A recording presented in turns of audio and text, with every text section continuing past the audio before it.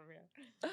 What do I I have? I was like listening to part of your book, You're Better Than Me, Okay, yeah. and you had such a unique upbringing.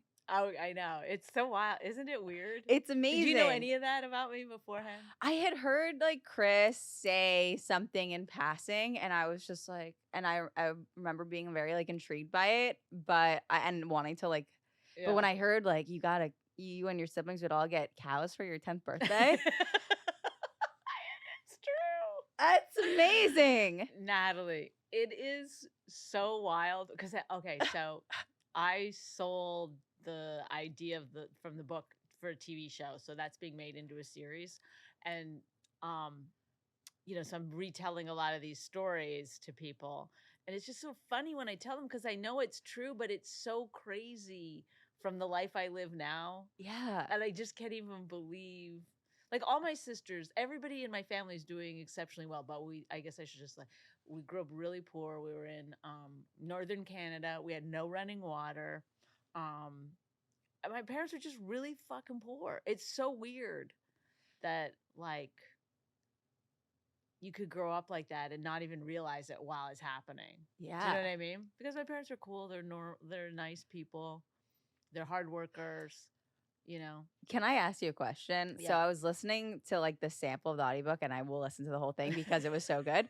And it So cut off funny. at this point where like I need to know. So basically, it was finally your siblings never cared about the cow, Right. but you did. Right. I And got so the cow. you were like, you wanted this fat cow, and your dad is like, no, you can't get that one. And Right. then it cuts off, and like I'm sitting there like, I need to know why you couldn't have that cow. I ended up getting the cow, the fat cow, Uh-huh. because that cow was pregnant and that cow had a calf. And so then I had two cows, which was really, sort of a tough learning experience because then I had to take care of two cows. I had to milk that cow every day and every night. It Oh, was crazy. Yeah. I made a lot of money though. So this is the craziest part of the story is that I started having too much milk and cream. Can you believe this is a real story I about my love life? you. This is I had so much milk and cream. And I didn't know how to get rid of it. So then I started like an ice cream business. I started making ice cream and people would call the house, order ice cream, and come pick it up.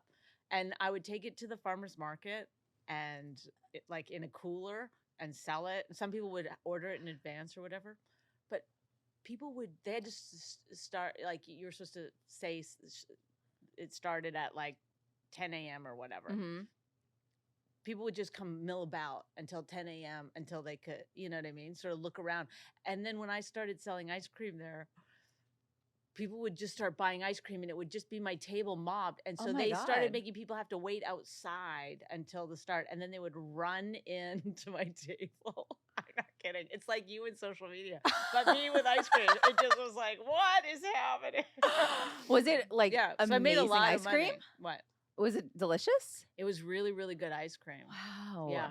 That's wait, so what do you feel like it was that kind of took you from that life to where you are now? Was there a pivotal moment? Was there a bunch of moments? Yeah, well, I was always really creative, and in that environment, like there was a lot of like we had a 10 acres of garden. Okay, so my Wow. mom and my dad was a farmer too. Like he had different animals, chickens and stuff.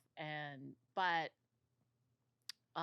my mom, who was also a teacher, had this huge market garden, and you'd have to like it was so much work. It's like one time I figured out how much my parents were making and they were making like 10 cents an hour. It was like, what are we doing here? Yeah. I mean, but they loved it. They loved like living off the land and being like, but anyway, so I'd be out of the garden. I'd have to do like 2 hours of weeding a day. Let's say that was my chore or Oh something. my God. But I would just be in my head, like making up stories or like, I always kind of thought I was funny and being funny about stuff. And then, so I just always was creative. Like I wrote a book when I was like, I think the summer between 6th and 7th grade. And then I took it to my friend.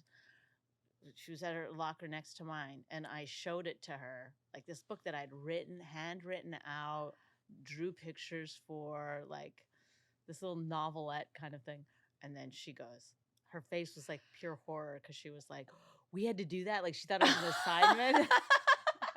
And I was like, no, I did it for fun. And she was like, what? Like it was like, it blew her mind. And then I never told anyone again. I was like, What was it okay, about? that book, that was called Chicken Island. And it was about like this island full of chickens that had golden eggs and stuff. I don't know. It was like pretty wild. I love that. I mean, See, it's so I'm stupid. obsessed with playing this like farm simulator, Stardew Valley on the Right. Switch. Right. And just in the game, there's so much. Every morning, you got to get the eggs. You got to, I mean, in the game, it's all, it's crazy. I love that you're like, oh, I have to get up for this dumb video game. Oh my God.